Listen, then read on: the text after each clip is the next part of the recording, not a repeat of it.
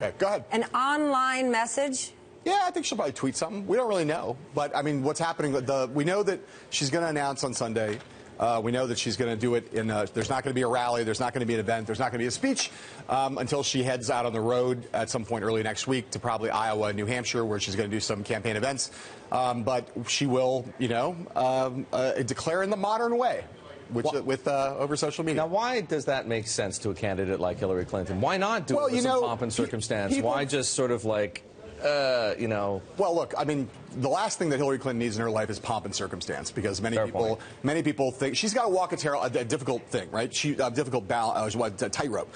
On the one hand, she does not want to try to look bombastic and big and entitled, right? And on the other hand, she doesn't also want to look like she's taking it for granted. So doing something like this, back in 2008 when she ran, she did not announce with a big giant speech. She also announced with a video online then, and then went out and did events. And they're going to try. She was ahead of the curve back then. They want to, I think, get her out with the folks, and it's almost impossible to arrange a secret announcement for Hillary Clinton because of Secret Service and all the stuff that would have to happen. So to do it in a low-key way on Sunday, they get a little press and a little publicity on Sunday into Monday, and then she'll be out with the folks early in the week. Do you think she's going to be changing her Twitter profile pic, which is Hillary actually looking at a BlackBerry? You can't look at videos. I love that picture. It's just so it's just pretty cool. It's taken on obviously a different, unfortunate cast in light of her recent difficulties with her electronic communication systems. But it's still pretty cool, right? I mean,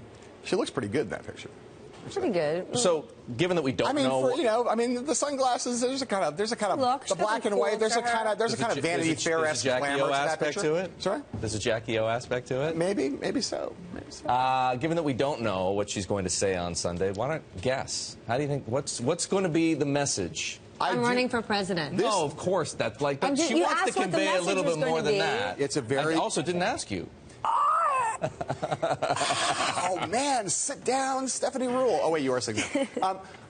Eric has put his finger on, with his usual degree of alacrity and sophistication and charm, has put his finger right on the key issue.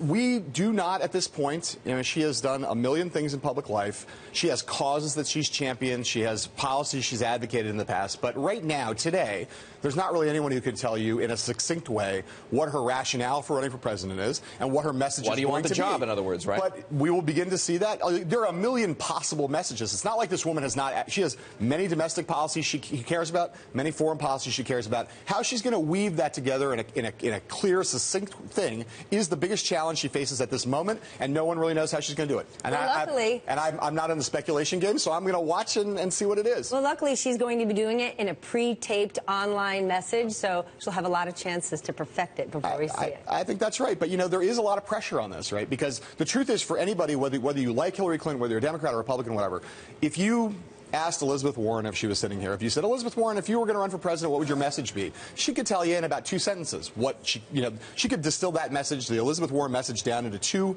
very readily understandable, identifiable. 2 words. Yep. Bankers suck. Well, that's for those of you in the 1%, that might sound like that one. But the clear thing, it would be clear and compelling. You would know what it was. She has not been able to do that so far, and if she's going to become president, she's going to have to.